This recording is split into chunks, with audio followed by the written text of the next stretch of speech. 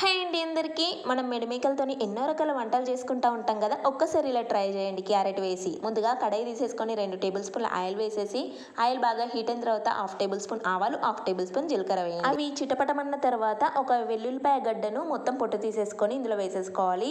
ఒక గడ్డ వేసానండి, టేస్ట్ చాలా బాగుంటుంది ఎల్లుల్లిపాయలు బాగా వేసుకుంటే. ఒక 10 టమాటాలని చిన్న ముక్కలుగా కట్ చేసేసుకొని వేయాలి. అలాగే 2 క్యారెట్ని కూడా కట్ చేసేసుకొని వేయాలి. ఇందులో 1/2 టేబుల్ స్పూన్ పసుపు, 1/2 టేబుల్ స్పూన్ అల్లం వెల్లుల్లి పేస్ట్ వేయాలి. టమాటాలు బాగా మగ్గిపోవాలండి, ఎందుకంటే ఇవి హాఫ్ రేట్ టమాటాలు కాబట్టి ఆయిల్లో మంచిగా మగ్గించుకోవాలి. నార్మల్ టమాటాలు అయితే అవసరం లేదు, జల్దీ ఉడికిపోతాయి. అలాగే మీ టేస్ట్కి తగ్గట్టు కారం, ఉప్పు, ధనియాల పొడి, జీలకర్ర పొడి ఇవన్నీ వేసి ఈ సోయాబీన్ అంటే మెడిమేకలండి.